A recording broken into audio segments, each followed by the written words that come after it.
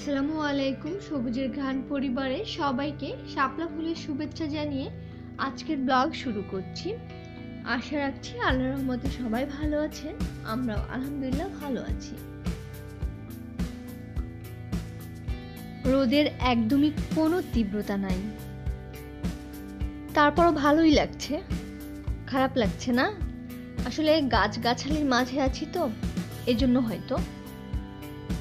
অর্জুন গাছ তো দেখলেই চেনা যায়, এর বাকল তো গোড়ার একটু উপর থেকেই থাকে না বললেই চলে। এর বাকল উপকারী বলেই সবাই নিয়ে চলে যায়। হৃদরোগ, অ্যাজমা, ত্বকের সমস্যায়, হজমের সমস্যায় এর বাকল অনেক উপকারী অবশ্য। কাছাকাছি দুইটা অর্জুন গাছ দেখলাম। ছোটবেলায় অর্জুন ফল দিয়ে খেলতাম, অনেকটা কামরাঙার মতো লাগে তো। আর এই ফলটা শুকিয়ে রং করে শোপিস হিসেবেও ব্যবহার করে। শোপিসগুলো কিনতেও পাওয়া যায়। রাস্তার পাশে খুব ছোট্ট একটা নার্সারি। আমি সব সময় নার্সারিতে আসতে খুব পছন্দ করি।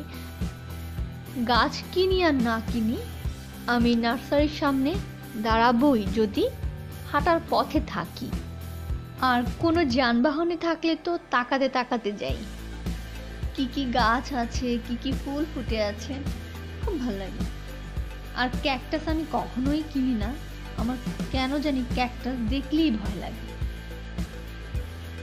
মৌসুমী ফুলের চারা অনেক, এগুলো আসলে বাড়ির সামনে আঙিনায় লাগালে অনেক ভালো লাগে দেখতে। একটা সময় আমার 24 রঙের গোলাপ গাছ ছিল, তো এখন একটাই আছে। একসাথে যখন অনেকগুলো রঙের গোলাপ ফুটে থাকতো অনেক সুন্দর লাগতো দেখতে। আর নয়নতারা ছিল 9 রঙের। নয়নতারা গাছগুলো 2 বছর পরে মরে গিয়েছে। গত 2 বছর ধরে আমরা বৃক্ষ মেলায় যাই না। এবছর তো করোনা ভাইরাসের জন্য সবই বন্ধ, গত বছরও যাওয়া হয়নি। গত বছর ওই সময়টায় খুব সম্ভব রোজা ছিল। পরে বৃক্ষ মেলা হয়েছিল কিনা আমি জানি না।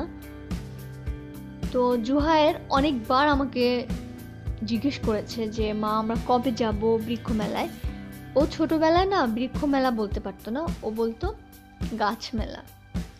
তো ওরও অনেক ভালো লাগে।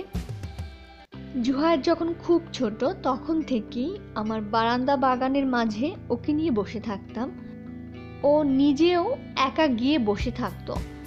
জুহায়ের ছোট থেকে আজ পর্যন্ত কখনোই কোনো গাছের ফুল পাতা ছিঁড়ে নাই। যাই হোক, ঘুরতে ঘুরতে এক মাথা থেকে আরেক মাথায় চলে এসেছি। চলে যাব এখান থেকে। জানা অজানা অনেক রকমের গাছ এখানে। এটা হচ্ছে পয়েনসেটিয়া গাছ। বোম্বাই মরিচের গাছ দেখে তো এখন বোম্বাই মরিচের সিঙ্গারা খেতে মন চাইছে। কি আর করব, অনেক দিন বোম্বাই মরিচের সিঙ্গারা খাই না।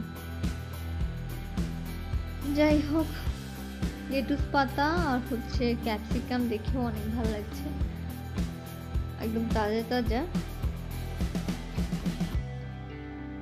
নার্সারির পাশেই বিক্রি হচ্ছে এগুলো। কিছু পেন্টিং দেখে দাঁড়িয়ে পড়লাম। আমার কাছে এক একটা পেন্টিং এক একটা গল্প মনে হয়।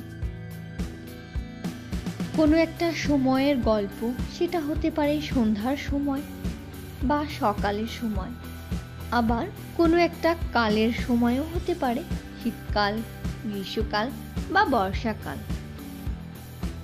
একজন শিল্পী রং তুলির ছোঁয়ায় তুলে ধরে এক একটা স্মৃতি, এক একটা গল্প তার পেন্টিংয়ের মাধ্যমে। যাই হোক, চলার পথে আমাদের চারপাশের একাংশ তুলে ধরলাম খুব ছোট করে আজকের ব্লগে। আজ এই পর্যন্তই। সবাই ভালো থাকবেন, আমাদের পাশে থাকবেন। আল্লাহ হাফেজ।